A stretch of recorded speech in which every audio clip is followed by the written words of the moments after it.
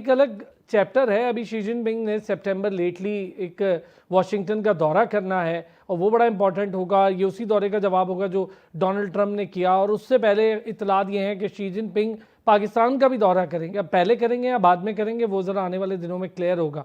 ये कितनी इंपॉर्टेंस रखेगा सारी जंग को लेकर। दूसरा, बैंक्स जिनके थ्रू ईरान पर जाहिर है कि ईरान के साथ लेन देन होगा। चाइना तो अमेरिका को उस तरह मलूज़ खातिर नहीं रखेगा। अब वो लेन देन के बाद क्या चाइना बैंक्स पर भी पाबंदी लगा देंगे?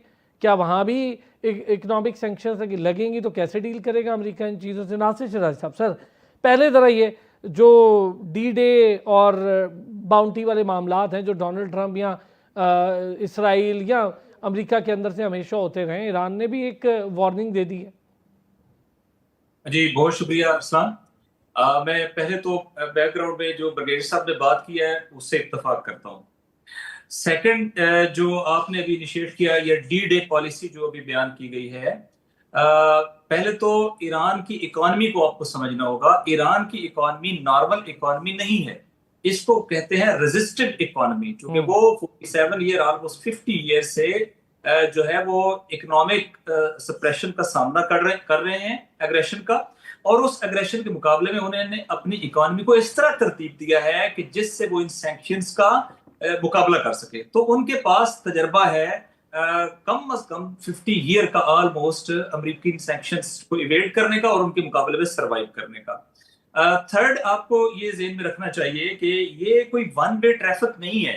सबसे पहले तो ये एक एक्नॉलेजमेंट है कि अमेरिका ने जो मिलिट्री टारगेट्स रखे थे और जिसके लिए इतना बड़ा मिलिट्री एडवेंचर जो है वो लॉन्च किया था, वो फेल हो गया है।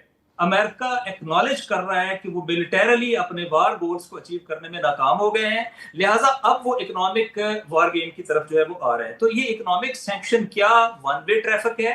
नहीं, ये डबल एज स्वॉर्ड है। ये अमेरिका को बहुत बुरी तरह हर्ट करेगी। ईरान फिर सरवाइव कर जाएगा, लेकिन अमेरिका के लिए और यूरोप के लिए, जो कलेक्टिव वेस्ट जिसको हम कहते हैं, उसके लिए ये अफोर्डेबल नहीं होगा। मैं इसके चंद आपको इंडिकेटर्स आपको बताता हूं कि ईरान के पास क्या ऑप्शन है। अलबत्ता पहले हमें यह समझना है कि जब वो डी डे कह रहे हैं तो ये कहना चाह रहे हैं कि वो इनह्यूमन सैंक्शंस जो नाफिज कर रहे हैं ये ईरानी स्टेट के खिलाफ या ईरानी मिलिट्री ऑपरेटर्स के खिलाफ नहीं है, बल्कि ये ईरानी अवाम के खिलाफ है, जिसका बुनियादी पर्पस ये है कि जब उनकी लाइफ जो है वो मुश्किल में होगी तो वो अपनी हुकूमत के खिलाफ रिटेलिएट करेंगे।